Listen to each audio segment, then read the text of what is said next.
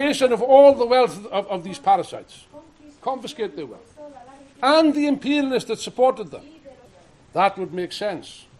And that's already linking the democratic demands to the socialist demands.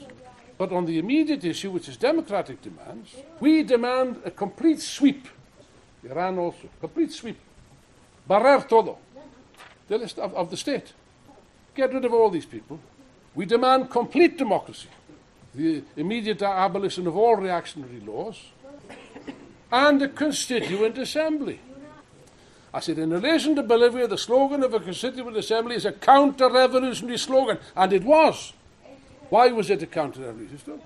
Because at that time, the workers of Bolivia had staged 2 general strikes, 2 insurrections, they'd overthrown 2 governments, and they could and should have taken power. Yes, there were Soviets also, yes. Yes. The Kabildas, I think. The leadership of the COB could have taken power into its own hands. And they failed to do so. Don't take my word for it. Later, about 12 months later, I think, one of the leaders of the Bolivian COB, the trade union leaders, I think his name was Jaime Solares, wasn't it, Jody? He said the following. I couldn't believe my eyes when I read this. He said, the only reason we did not take power is because we didn't have a revolutionary party. Astonishing. And what were you doing, Comrade Solares? They could have taken power and they didn't take power.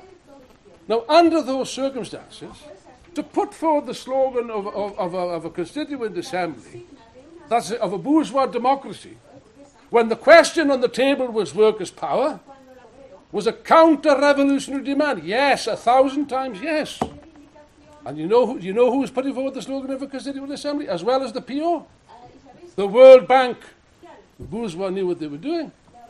And when these wretched bureaucrats failed to take power, they did go ahead with the Constituent Assembly and they held elections and the whole thing went onto the parliamentary plane. Well, Serge informs you that Solares has supported Gaddafi. I didn't know that. Publicly. Yes. Oh, and then they compounded the mistake. When the elections took place and Evo Morales stood, they called for a boycott of the election. And of course the workers just ignored them. In El Alto, which was the center of the revolution, 80% voted for Morales. Naturally, the Bolivian worker is a realistic person. We've made 2 general strikes, we've made 2 insurrections. These people the leaders don't want to take power. So there's elections. I need a job, I need a house. Let's see what Evo Morales will give us. Logical. You see the complete stupidity of all these gentlemen. Now, what has that got to do with the situation in Tunisia and Egypt? It's a completely different situation. These are countries that are emerging from a long period of dictatorship, like Tsarist Russia in that sense. There will inevitably be illusions in democracy, of course. And we don't go against that. We say, yes, we're for democracy, we're sure. But it must be a complete democracy. And one of the democratic slogans, it's always been the case, is precisely we need a new constitution, we need a democratic constituent assembly. The question is, who will call it? Who will call it? And we would say, we don't trust Ghannouchi to call this government. We don't trust the Egyptian army to call this. And the struggle must continue on the streets, in the factories, until the whole thing is overthrown. Now, you see, you can't underestimate the profound psychological effects, first of all, of the Tunisian revolution. It was like a huge rock which was thrown into a big lake. By the way, everything I said about democratic demands applies to Iran, of course. And the revolutionists made waves. Immediately there were outbursts in Algeria. Riots and demonstrations. I think it was mainly on the question of food. If I remember correctly, in January they increased the price of food in Algeria by 20 or 30%. It seems that it's temporarily managed to regain some control in Algeria on the basis of immediately making concessions. I think they've lowered the price of food and given out other things like that. That's not the end of things. It'll come up again in Algeria, where after all there was a huge insurrection. When was that? In the Berber area? What? 2001. 2001. It was that was of the Berbers who were nationally oppressed. But there's going to be outbursts all over Algeria. Now, you could expect that in Algeria because it's next door to Tunisia. Yes, but at the same time there were big movements in Jordan, which is about 2,500 kilometers away. And we said also that the Jordanian regime, we said, was hanging by a thread. Jordania. 60 minutes. Huge demonstration. There was a repeat performance to it. They were imitating Tunisia. Even some young people burnt themselves to death. Same thing happened in Egypt. But in the case of Jordan, there's a massive movement. And what strikes me about the situation in Jordan, what is interesting, is that the big majority of the population of Jordan are not Jordanians. They're Palestinians. And we'll deal with the effects on Palestine later. One of the many crimes of the OLP leadership, PLO. I was thinking of the Spanish, PLO. Spanish is OLP. PLO. Was that they did not take power in Jordan in 1970. They could have taken power easily. If they'd have taken power in Jordan in 1970, the whole history of the area would have been different. But with their petty bourgeois nationalistic nonsense, Arafat said, oh no, we can't attack our Arab brothers, they're brothers. Only attack the Israelis. That's right. And the